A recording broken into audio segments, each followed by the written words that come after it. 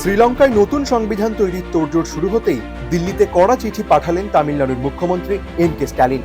প্রধানমন্ত্রী নরেন্দ্র মোদীকে লেখা চিঠিতে তিনি স্পষ্ট জানিয়েছেন, দ্বীপ রাষ্ট্রে প্রস্তাবিত সাংবিধানিক সংস্কার যেন কোনোভাবেই শ্রীলঙ্কান তামিলদের অধিকার খর্ব না করে।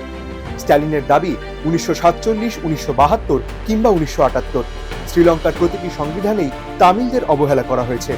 তাই এবার ভারতের হস্তক্ষেপ জরুরি। কিন্তু কেন এই চিঠি এখন এত গুরুত্বপূর্ণ? বিশেষজ্ঞরা বলছেন এর পিছনে রয়েছে বড় রাজনৈতিক এবং কৌশলগত কারণ। প্রথমত, শ্রীলঙ্কার বর্তমান রাষ্ট্রপতি অনুরা কুমারা দিশানায়কের সরকার যে সংবিধানের কথা বলছেন, স্ট্যালিনের আশঙ্কা সেখানে তামিলদের স্বায়ত্তশাসন বা ফেডারেল অধিকার গুরুত্ব পাবে না। দ্বিতীয়ত, ভারতের কৌশলগত নিরাপত্তার স্বার্থে শ্রীলঙ্কায় তামিলদের স্থিতিশীলতা অত্যন্ত প্রয়োজন। সামনেই 2026 সালে তামিলনাড়ু বিধানসভা নির্বাচন। তার আগে কচ্ছতীপু দ্বীপ ফেরত আনা এবং মৎস্যজীবীদের সুরক্ষার মতো আবেগপ্রবণ ইস্যুগুলোকে সামনে রেখে কেন্দ্রকে চাপে রাখতে চাইছেন স্ট্যালিন।